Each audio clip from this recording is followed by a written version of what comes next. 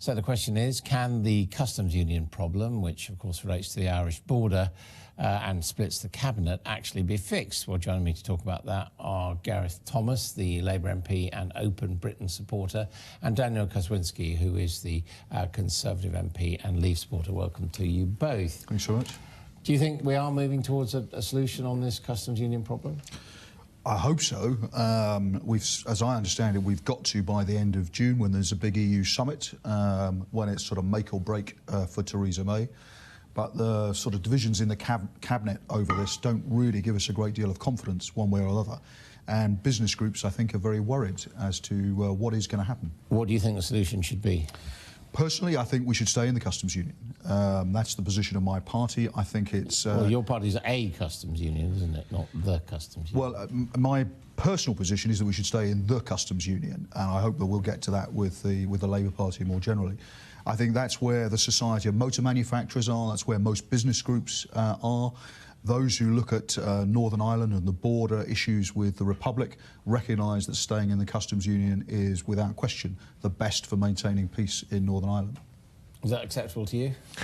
No, not at all. And what we have to remember is that we're not just negotiating for ourselves, we're negotiating for the rest of the continent of Europe, because there will be further divisions within the EU, whether it's countries being forced to adopt the euro against their wishes, or whether it's indeed certain countries wishing to assess leaving the European Union themselves. Now, up until now... It hasn't got a lot to do with the customs union and trading. Well, it does. It has everything to do with it, because every time a sovereign nation state has attempted to take on the European Union, whether it's the referendum in Denmark, Ireland or France, the European Union has said, no, you must comply with what we want. No country has successfully taken on the European Union and lived to tell the tale. And if we can do it, it will give succour and support to other countries. At this stage, we're just talking about negotiating a Brexit. We're not talking about taking on the European Union. Well, it's a game of Russian roulette. Well, no, but so what to you is acceptable in terms of a customs settlement as part of Brexit?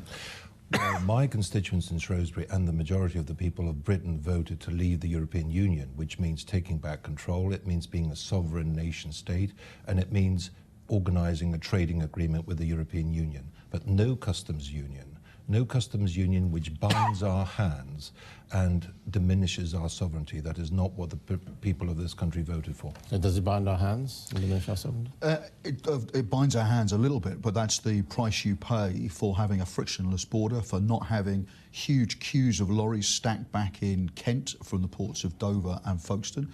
It's surely an acceptable price to pay for businesses to be able to trade easily with the rest of Europe, and surely it's an acceptable price to pay for continuing peace in Northern Ireland. I mean, there is an argument in the fallback arrangement that would A, not last forever, but B, would allow Britain to pursue independent trade deals while having the advantages of free-flowing trade.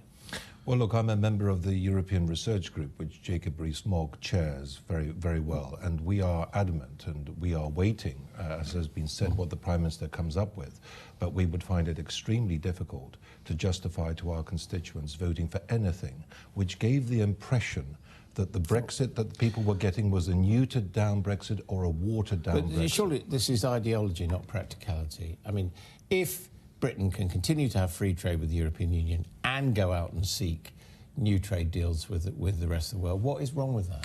Well, ideology is very important in politics, and it's also very important in politics because there is such a disconnect, massive disconnect. I think we can both agree there's a huge disconnect between the British people and the political elites in this country.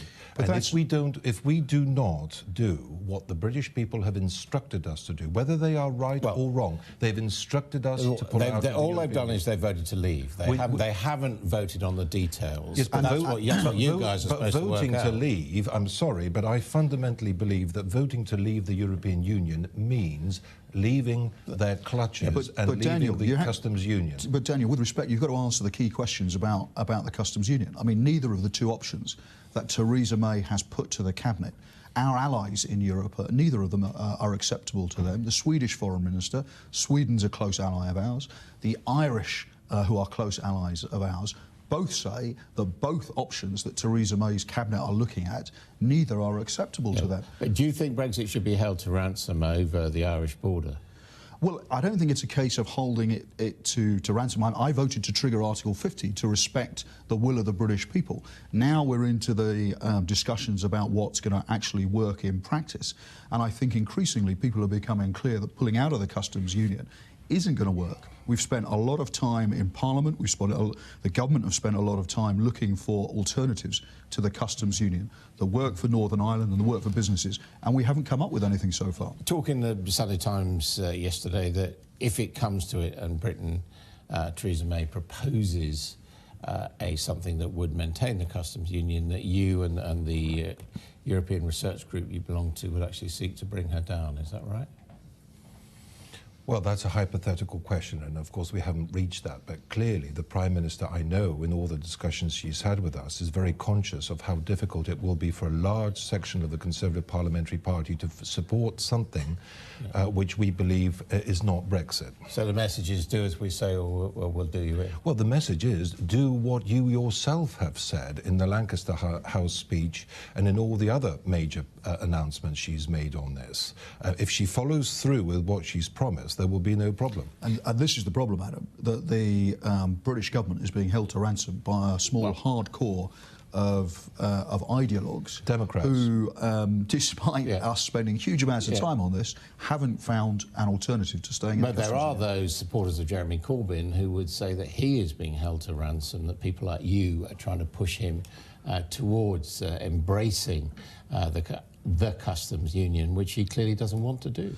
Well, Jeremy has shifted our position over the last 12 months to be in favour of a customs union. I think as it becomes increasingly clear that alternatives to the customs union are not in practice going to work, that we will be able to persuade what happens, happens, for staying in. let's suppose, I know it's union. hypothetical, but let's suppose the European Research Group decide to try and bring down the Prime Minister. If it comes to a vote in Parliament, do you vote for what you regard as a sensible Brexit deal, or do you vote with them to destroy the government? Well, I will definitely want a change of government because we need to crack on with sensible negotiations with Europe. There's no question about that, to give business certainty. So I think we need a change of government, of course, but then I'd want us to be able to crack on with negotiating a sensible Brexit deal. OK, well, lots of unanswered questions. Thank you both very much indeed.